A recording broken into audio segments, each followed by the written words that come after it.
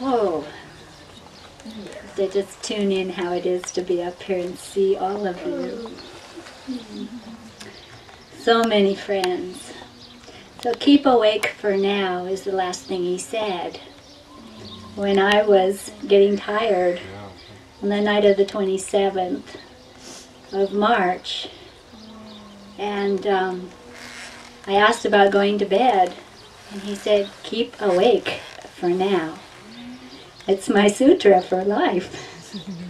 Because there's only now, as my beloved and Nirav's beloved master said, tomorrow never comes. And he just surprised me that he knew where to go and how to get there. I thought it would take longer. It didn't. Once he switched from 100% stay to 100% go, he went. And he switched on that 25th of March when Kedar came. And he knew he was going. So the 26th and the 27th he was going. And the 27th in the night, I'm guessing about 10 to 12 at night, with his open eyes, he was looking way past me and saying to himself, keep going, keep going, keep going. And then after a while he said, I already see, I already see. And I would ask what, but he wasn't talking to me. It was just inside. I already see, I already see. So on the one hand, I knew he was going, but he still surprised me that he went so quickly. One of the nurses from hospice that I saw, like yesterday in dancing, I think it was, and I told her the story of Nirav's leaving. He did say yes to hospice on the 25th, and they never got to come because he left before their intake interview was going to be. But she said to me, we all know how to die. And that was a new thought for me. I've always kind of thought it might be difficult. I might not know where to go. But once he was on the journey, he absolutely knew where he was going. So I'm so proud of him. That's what happened was, it was like, he left during the night quietly because he certainly didn't wake me up. I tried to sleep next to his hospital bed downstairs, and we have this little place upstairs where my futon is that we used to both sleep in. And I went up there after I stayed awake for a while and tried to sleep on the floor. I went upstairs, and then I slept totally soundly from 1:30 or so to 5:30 or so. And I came down about 5:40, just had to pee. So I came down and looked at him, and he looked like he's still here. He's got his open eyes.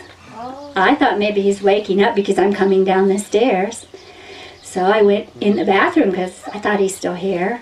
I peed, I came out, I looked at him again. I had to go around the far side of the bed because it was right next to his computer and table. His computer was on all night with him.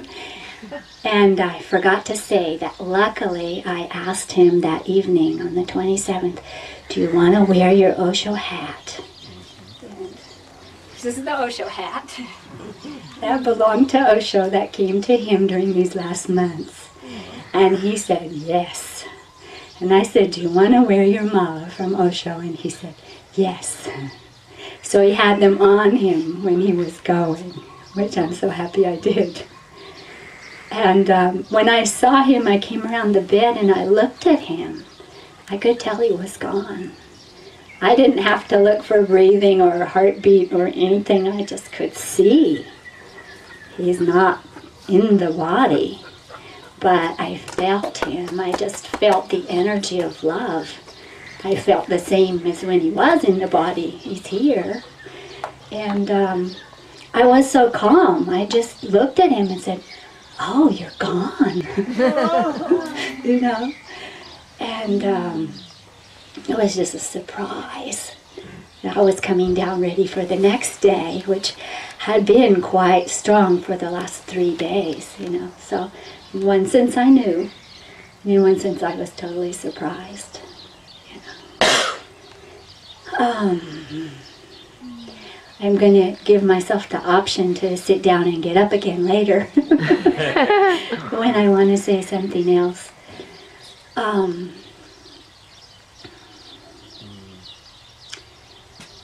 But one thing is I met Nirav 4 years and 2 months ago in Goa. And although we've both been with Osho for many years, we never had really met. We've probably seen each other over many years. He finished just now 20 years of being a disciple of Osho, and I had been with Osho longer than that. So, but when we really met, we were going to a Sufi event in Goa, and we both showed up and volunteered to carry the pillows to the taxi out at the road and have the taxis wait for everybody. So that's how we met. And even though we were in different parts of the world, sometimes we were really together since then. But a lot of you know him for many, many years, so I'm really looking forward to you sharing something about how you know him and what touched you about Nirav. I talked to his older sister today. He has 2 sisters. They're both quite older. June is 16 years older, and Marge is 6 years older. The same age as me. I am 6 years older than Nirav too. And Nirav and I are both Pisces. We're so similar that this also blew me away, because we're both Midwesterners. He was from Missouri, from Kansas City, Missouri. And most of my childhood was in Iowa, just directly north of Kansas City. And his older sister, June, said that one of the things that struck her about Nirav, and she got to know him basically as a baby at home, and then she got married, and then at age 19 he went to stay with his older sister in California for a while before he moved to Santa Cruz. At 19 he went to Santa Cruz, and at 25 they came to Maui. So what she said was that he was so much in touch with beauty and flowers. And that's something I say about him. I think he's the man the most in love with flowers that I have ever met, and that's one of my loves. So he totally met with beauty and flowers. And this year, on February 22nd, my birthday, he gave me an orchid plant. And the orchid plant started with 4 open flowers on one stem, and gradually opened, one on my birthday, 22nd, one on Kedar's birthday, the 25th, one on Nirav's Sanya's birthday, the 28th of February, one the night before his body birthday. And it just opened all 9. And then we saw that there were 4 little buds on the other side of the plant. And it started flowering the other part of the plant. So 2 were totally open while he was doing the last part of his process. The 3rd flower opened on the day he left the body. And the 4th flower opened by the time of his cremation on the 31st of March. So the flowers just kept flowering the whole time. So I think I'll stop, and then maybe I'll say more later. And I just really encourage you to come and share.